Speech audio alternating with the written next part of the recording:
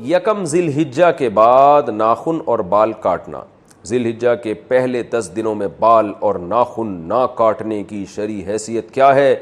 کیا یہ صرف قربانی کرنے والوں کے لیے ہے یا سب مسلمانوں کے لیے ہے؟ نیز اگر کسی کی حجامت زیادہ بگڑی ہوئی ہو تو کیا وہ ان دنوں میں بال بنوا سکتا ہے؟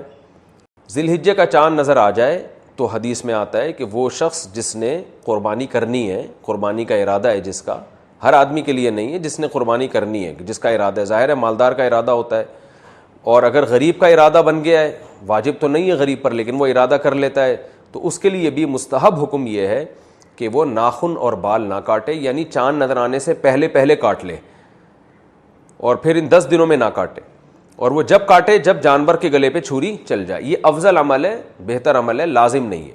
اور یہ افضل بھی اس صورت میں ہے کہ بعض دفعہ یہ ہوتا ہے کہ 40 دن ہونے والے اور ناخن بال آپ نے کہیں کاٹے نہیں ہیں، تو پھر 40 دن کی مدت سے زیادہ تو پھر یہ ناجائز ہو جائے گا، تو پھر ایسی صورت میں بہرحال آپ کو کاٹنے پڑیں گے. یعنی بہت زیادہ اگر ناخن بال بڑھ گئے ہیں اور 40 دن کی مدت پوری ہونے والی ہے تو پھر آپ کے لیے کاٹنا ان بالوں کو واجب ہے. قربانی اپنے وطن میں ہو تو بال وغیرہ کس حساب سے کاٹیں گے؟ بیٹا لندن میں رہتا ہے اور قربانی کراچی میں ہوتی ہے، کیا وہ اپنے بال وغیرہ کراچی کے حساب سے قربانی کے بعد کاٹے گا؟ جی ہاں، کیونکہ حدیث میں آتا ہے کہ جو بال یا ناخن نہ کاٹے جائیں، جو کہ افضل عمل ہے، واجب نہیں ہے، تو وہ اس صورت میں ہے جب جانور کے گلے پہ چھری چل جائے تو پھر کاٹ سکتا ہے. تو جب کراچی میں اس نے قربانی کی اور یہاں جانور کٹ گیا تو وہ لندن میں ہو یا امریکہ میں ہو بال کاٹ سکتا ہے. قربانی کی عبادت کا آغاز کب ہوا؟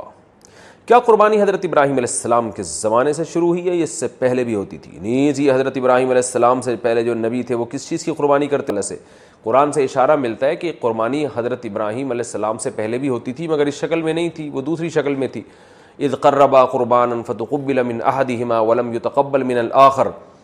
قابیل اور حابیل نے قربانی پیش کی تھی، حابیل کی قبول ہو گئی، قابیل کی رد ہو گئی. تو اس سے بھی متبادر یہی ہوتا ہے کہ انہوں نے جانور ذبح کر کے اللہ کے ہاں پیش کیا تھا، لیکن کوئی صحیح یقینی مستند بات نہیں ہے اس بارے میں.